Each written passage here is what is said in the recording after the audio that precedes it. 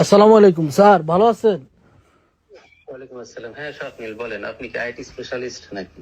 আমি সব specialist sir. Sir আপনার লগে আমি কথা কইবার লাগি বলে এত সময় লাগাচ্ছে, আপনি একটু ফোনটা ধরতেছেন না স্যার।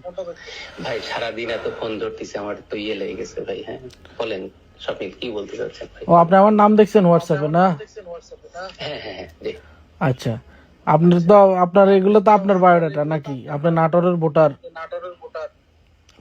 মণিপুর হ্যাঁ, কোন এক পশ্চিম ও জায়গা থেকে দক্ষিণ। পাইছেন। হ্যাঁ আচ্ছা জি। স্বপ্নিল একটু বলেন তাহলে কি বলতে চাচ্ছেন। স্যার, আপনি এই যে আমাদের নারী জাগরণের বেগম রোকেয়া, ওনারা নিয়ে এরকম বিরূপ মন্তব্য কেন করলেন?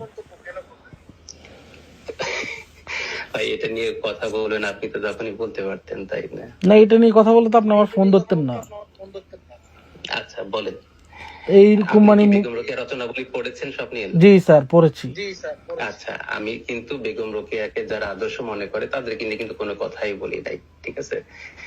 জাস্ট বেগম রোকেয়ার ধর্মীয় অবস্থানটা কি এটা আমি তুলে ধরেছি। আচ্ছা স্যার, ধর্মীয় অবস্থান যদি তুলে ধরতেন, আপনি এই যে দেখেন ঢাকা বিশ্ববিদ্যালয়ের শিক্ষিকা মোনামি, ওরে নিয়ে আপনার কোনো কথা নাই। ঝুমা ঢাকা বিশ্ববিদ্যালয়ের, ওরে নিয়ে কোনো কথা নাই। মানে এদরা তো হলো মানে প্রতিনিয়ত পাবলিকলি মানে কি বলবো আর প্রস্টিটিউটের মতো, এদেরকে নিয়ে তো আপনি কোনো মন্তব্য করলেন না। এবং আপনার মন্তব্যের পরে কিন্তু সারা বাংলাদেশে বেগম রোকেয়াকে নিয়ে এই জিনিসটা উঠছে। এখন আমি একটা জিনিস পারি, আপনার এই বায়োডাটা গুলো আমি পাবলিক করে দিতে পারি, বাট আমার প্রয়োজন মনে করি না, এই জন্য করি নাই। ভাই বায়োডাটা তো এখন বহু জায়গায় পাওয়া যায় তাই না? জি ভাই। তো এইগুলো পাবলিক করে এখন যদি মনে করেন যে পাবলিক করুন, মানে এটা তো অনেকেই পারবে, আপনি যেমন পারবেন এরকম এরকম স্পেশালিস্ট অনেকে আছে তাই না? আচ্ছা, তাহলে আপনি চান আমি এগুলো পাবলিক করি? না না, আমি তো চাইবো না। এখন আপনি যদি মনে করেন যে হ্যাঁ আমি আপনার আপনি আমাকে পছন্দ আপনার এই যে করছেন না। বাহুতে কাটা দাগ আছে, ওটাও আছে, সবকিছু আছে স্যার। আপনার পুরো জীবন বৃত্তান্ত আছে।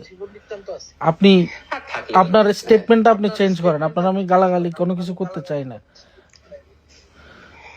ভাই আমি কোনো স্টেটমেন্ট দেই নাই। হ্যাঁ দিছেন স্যার, আপনি এটা শেয়ার করার পরে সারা বাংলাদেশে এরকম হয়েছে। আমি কোনো স্টেটমেন্ট দেই নাই, ঠিক আছে? এটা তার একটা অবস্থান তুলে ধরেছি, আমি তাকে নিয়ে কোনো কটু মন্তব্য করি নাই, কিছুই করি নাই। আপনি এটা উজ্জ্বল করেন স্যার।